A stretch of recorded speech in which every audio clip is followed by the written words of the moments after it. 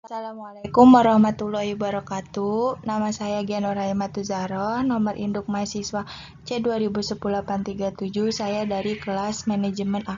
Di sini saya akan mempresentasikan mengenai bab 6 tentang metode mensucikan. Pengertian mensucikan diri. Mensucikan diri yang dimaksud adalah bersuci. Secara terminologi, toharo bermakna upaya mensucikan diri dari hadas dan membersihkan diri dari najis atau kotoran yang telah ditentukan dalam hukum Islam. Adapun dasar-dasar hukum toharo atau mensucikan diri yakni QS Al-Baqarah ayat 222. A'udzubillahi minasyaitonirrajim. Bismillahirrahmanirrahim. Wa yas'alunaka 'anil mahid qul huwa adan fa'tadilu nisya'a fil mahid wala taqrabuhunna hatta tatahurn fa idza tataharna fatuhunna min haitsu amarakumullah innallaha yuhibbu tawwabina wa yuhibbul mutatahhirin, yang artinya, dan mereka menanyakan kepadamu Muhammad tentang haid, katakanlah itu adalah sesuatu yang kotor, karena itu jauhilah istri pada waktu haid, dan jangan kamu dekati mereka sebelum mereka suci. B. Macam-macam mensucikan diri. 1. Mensucikan badan dan pakaian. Bagi para umat muslim, penting untuk mengetahui macam-macam najis dan contohnya. Pasalnya, najis merupakan salah satu hal yang bisa membatalkan rangkaian ibadah bagi umatnya. Menjaga tubuh atau mensucikan badan dari hadas dan najis merupakan salah satu syarat sah salat wajib 5 waktu yang telah dianjurkan dalam Islam. Contoh dari najis ringan ini antara lain adalah air kencing bayi laki-laki yang belum berusia 2 tahun, madji atau air yang keluar dari kemaluan akibat terangsang. Namun madji ini keluar tidak dengan cara memuncrat. Najis jenis ini masih tergolong dalam najis ringan, maka untuk membersihkannya cukup mudah. Macam-macam najis dalam Islam yang berikutnya adalah najis mutawasitah. Najis mutawasitah dibedakan menjadi 2 jenis, yaitu najis ainiyah atau najis yang terlihat rupanya, rasa atau tercium baunya, najis hukmiyah atau najis yang tidak tampak seperti bekas kencing dan miras. Apabila Anda telah terkena najis tersebut, maka hendaknya perlu segera untuk mensucikan diri dengan membersihkan bagian yang telah terkena najis dengan menggunakan air yang mengalir, hingga najis dipastikan benar-benar hilang. Macam-macam najis dalam Islam yang berikutnya adalah najis yang merupakan paling tinggi tingkatnya. Contoh dari najis mughalladzah. Ini contohnya adalah terkena babi atau menyentuh babi, terkena air liur anjing baik secara sengaja ataupun tidak sengaja. Karena najis tersebut merupakan najis yang berat, maka untuk cara membersihkan diri dari najis ini memerlukan bilasan air sebanyak 7 kali. Hal ini dilakukan dengan salah satunya membersihkan dengan menggunakan tanah agar najis tersebut akan benar-benar hilang. Selain ketiga macam-macam najis dan contohnya di atas, masih ada macam najis yang lainnya, yaitu najis mafu atau najis yang dimaafkan. Najis mafu adalah najis yang tidak perlu dicuci atau dibasuh. Darinya dalam kajian fikih, najis dibedakan menjadi ringan. Contoh dari najis jenis ini adalah najis bangkai yang tidak mengalirkan darah, keluar darah atau nanah dari kulit dengan jumlah yang sedikit, debu, serta air lorong yang memercikan sedikit dan sulit edang dan berat. Cara membersihkannya pun berbeda-beda. Baju yang terkena najis tidak boleh digunakan untuk sholat. Mencuci kain, seringkali keberadaan najis yang telah bersarang di pakaian muslimah tersebut tidak disadari, padahal tak jarang busana yang sama dan terindikasi najis itu dipakai untuk sholat. Misalnya ini tentu tidak dibenarkan, mengingat salah satu syarat sah sholat ialah pakaian yang dikenakan mesti dalam kondisi suci. Prof. Abdul Karim Zaidan dalam bukunya yang berjudul Al-Musallaf fi Ahkam Al-Marati menguraikan pendapat ulama terkait cara menyucikan ujung baju muslimah yang terkena najis. Ada beberapa hadis yang menunjukkan contoh pensuciannya, seperti najis kisah Ummu Salamah. Ia bertanya kepada Rasulullah Shallallahu Alaihi Wasallam perihal najis yang menimpa ujung pakaian bagian bawah. Bagaimana cara menyucikannya? Rasul menjawab, cukup suci dengan debu. Menurut Zaidan, ketentuan ini berlaku jika najis tersebut berupa benda kering. Apakah metode yang sama berlaku untuk jenis najis dari zat basah? Para ulama berbeda pendapat. 2. Mensucikan tanah. Najis merupakan jenis kotoran yang ada di sekitar kita. Cara membersihkannya mengikuti kaidah yang tercantum dalam hadis riwayat Bukhari dari Abu Hurairah RA dan Rasulullah Muhammad SAW. Ilmuwan menemukan adanya unsur dalam tanah yang dapat membunuh kuman. Tetracycline merupakan jenis antibiotik yang mampu membunuh bakteri dan kuman, sedangkan tetralite merupakan antibiotik yang mampu mematikan virus dalam air liur anjing. Dalam air liur anjing terdapat sejumlah virus berbahaya, salah satunya Toxsaracens, yang bisa membuat penglihatan manusia kabur bahkan buta. Terdapat penelitian yang membuktikan khasiat tanah yang dilakukan pada komplek kuburan jasad terinfeksi virus tertentu. Ternyata tidak ditemukan satupun virus yang berbahaya pada tanah meski ada banyak jasad terinfeksi di dalamnya.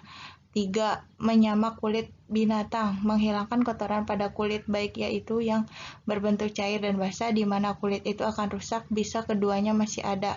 Pada prinsipnya penyamakan kulit adalah mengolah kulit mentah menjadi kulit jadi atau kulit tersamak dengan menggunakan bahan penyamak.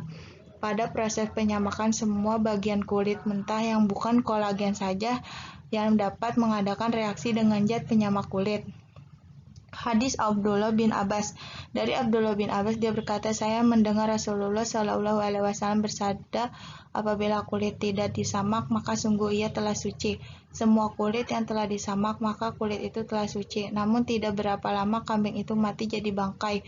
Beliau SAW berkata yang diharamkan adalah memakannya. Ternyata Rasulullah SAW membolehkan kulit bangkai itu dimanfaatkan lewat cara menyamakan terlebih dahulu. 4. Adab buang hajat dan membersihkannya. Menyucikan diri ada banyak jenisnya. Salah satunya adalah istinja secara bahasa. Kata istinja berasal dari bahasa Arab yang artinya menghilangkan kotoran. Sedangkan secara istilah istinja adalah membersihkan diri dari segala kotoran yang keluar dari kubul dan dubur manusia. Hukum istinja dalam Islam terbagi menjadi dua, yaitu wajib dan sunnah. Sebagian ulama berpendapat bahwa hukum istinja adalah wajib bagi setiap muslim. Wajib dari Aisyah radhiyallahu anhu berkata bahwa Rasulullah shallallahu alaihi wasallam bersabda, bila kamu pergi ke tempat buang air maka bawalah 3 batu untuk membersihkan. Sunnah. Sebagian ulama lain berpendapat bahwa hukum istinja adalah sunnah. Siapa yang melakukannya maka telah berbuat ihsan, namun bila tidak maka tidak ada keberatan. Namun apabila masih belum bersih maka ditambah lagi hingga ganjil 5, 7 dan seterusnya. Ini dilakukan apabila tidak ada air atau ada air yang tersedia namun disediakan untuk minum. Cara istinja yang ketiga ini adalah yang terbaik. Bismillahi Allahumma inni a'udzubika minal hubusi wal khubaisi. Masuk toilet dengan mendahulukan kaki kiri, membuang kotoran kita pada lubang kakus, bukan di dinding atau di lantai toilet. Mentuntaskan keluarnya kotoran, melakukan istinja menggunakan tangan kiri. Membaca doa ketika keluar dari ke toilet, ya Allah jadikanlah aku sebagian dari orang yang bertaubat dan jadikanlah aku sebagian dari orang yang suci. Ya Allah bersihkan hatiku dari kemunafikan dan jaga kelaminku dari perbuatan keji. Sunnah-sunnah menyucikan fitrah. Agama Islam adalah agama yang sempurna. Salah satu bentuk kesempurnaan Islam adalah adanya ajaran tentang sunnah-sunnah fitrah, yaitu fitrah kepada keindahan dan kebersihan. Saat seorang muslim menjalankan sunnah fitrah, maka orang tersebut akan mendapatkan manfaat baik secara agama maupun dunia. Meskipun disebut sebagai sunnah fitrah, tidak semua sunnah fitrah memiliki hukum sunnah. 1. Berhitan. Hitan atau dalam bahasa Arab adalah hatnun yang artinya memotong bagian depan. Menurut istilah hitan, yaitu memotong kulub yang kulub tersebut merupakan tutup kepala zakar supaya kelamin laki-laki tidak mudah terpapar kotoran. Sisa air seni yang menempel di kelamin dalam itu untuk laki-laki. Cara dalam melakukan hitan untuk anak laki-laki adalah dengan memotong kulub atau kulit yang menutupi bagian ujung zakar atau kepala zakar. Untuk perempuan, sedangkan untuk anak perempuan adalah dengan memotong bagian bawah kulit lebih dan menutupi klitoris yang terletak di atas vagina perempuan yang berbentuk seperti jainer ayam.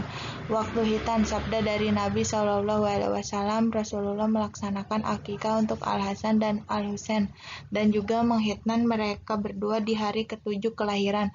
Sedangkan berdasarkan kedokteran, waktu yang sangat tepat untuk melaksanakan hitan adalah ketika bayi tersebut dilahirkan tepat 3 sampai dengan 7 hari setelah dilahirkan. Sebab jika bayi setelah lahir kemudian dihitan, maka akan meringankan bayi untuk merasakan sakit pada saat hitan. 2. Mencabut bulu ketiak. Di antara hikmah diperintahkan menghilangkan bulu ketiak adalah agar tidak menimbulkan bau yang tidak sedap akibat keringat yang menempel di dalamnya. Cara menghilangkannya pada dasarnya dengan dicabut. Namun bila tidak kuat mencabutnya, maka boleh memotongnya dengan gunting, pisau cukur, dan semisalnya, atau menghilangkannya dengan tawas dan lainnya. 3. Mencukur bulu kemaluan. Dalam mencukur rambut kemaluan disunahkan untuk dilakukan secara teratur dan tidak lebih dari 40 hari. Hal tersebut sesuai dengan hadis dari Anas bin Malik radhiyallahu anhu. 4. Memotong kuku. Memotong kuku merupakan perkata fitrah dari manusia yang dinilai sangat baik. Memotong kuku juga merupakan salah satu kebiasaan yang sering dilakukan selain untuk menjaga penampilan kuku. Memotong kuku juga dilakukan untuk menjaga kebersihan, agar kuku tidak menjadi sarang kuman dan penyakit. Hal ini diperkuat dengan dalil yang menyebutkan jika kebersihan merupakan sebagian dari iman seseorang. Di dalam Islam, hukum memotong kuku adalah sunnah. Namun sebagian ulama berpendapat jika menghilangkan sebagian kuku yang panjangnya melebihi jari jemari, maka hukumnya lebih disenangi.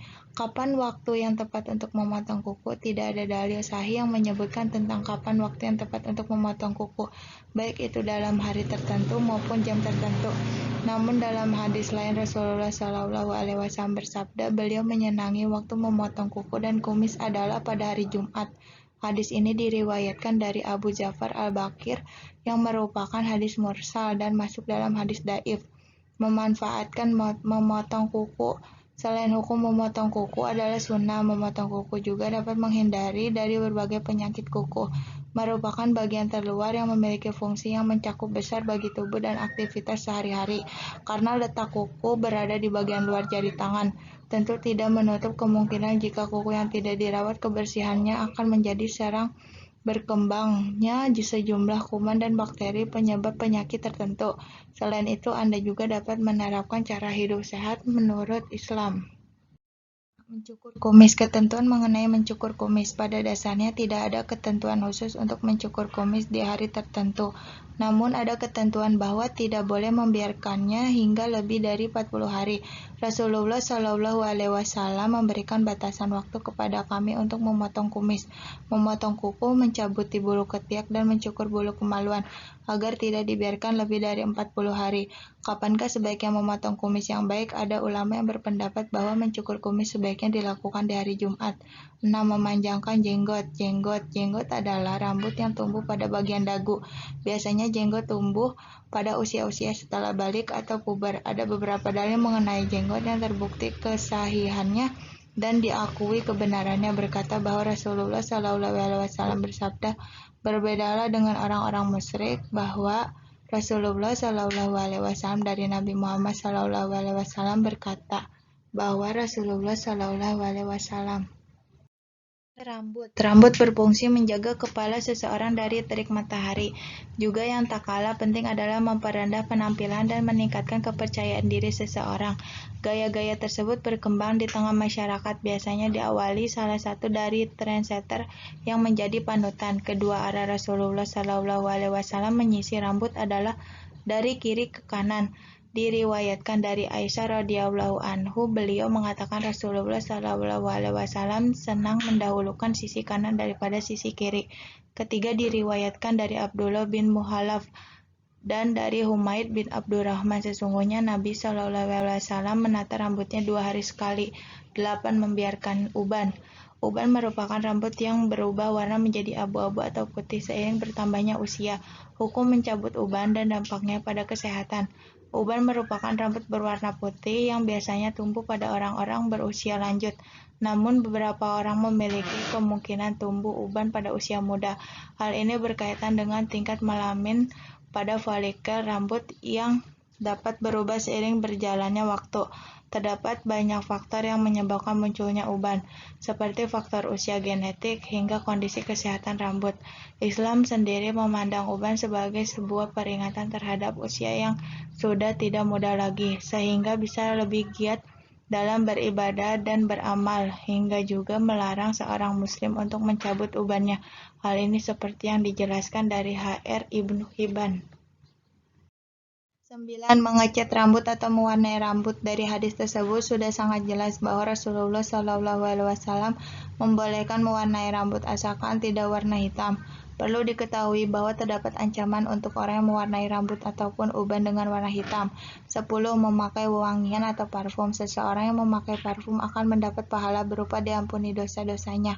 Ketentuannya seperti diinformasikan oleh Nabi SAW adalah dalam rangka ibadah, bukan semata karena suka wangian, atau karena ingin dikatakan selalu berpenampilan menarik, simpatik, dan ingin menunjukkan kelas sosial tertentu di tengah-tengah masyarakat. Nabi SAW menegaskan barang siapa yang mandi pada hari Jumat, sikat gigi, memakai parfum, dan memakai pakaian yang paling bagus yang dimilikinya, lalu pergi sholat Jumat dan tidak melangkahi bahu orang, lalu sholat sunnah dan mendengarkan khutbah sampai selesai serta tidak berbicara, maka diampuni dosanya antara Jumat itu dan Jumat sebelumnya. Hikmah mensucikan diri. 1. Bersuci merupakan bentuk pengakuan Islam terhadap fitrah manusia. 2. Menjaga kewibawaan dan kemuliaan manusia. 3. Menjaga kesehatan. 4. Menyiapkan diri dengan kondisi terbaik saat menghadap Allah Subhanahu wa Ta'ala. Sekian presentasi dari saya, kurang lebihnya mohon maaf. Wabillahi taufiq wal hidayah. Wassalamualaikum warahmatullahi wabarakatuh.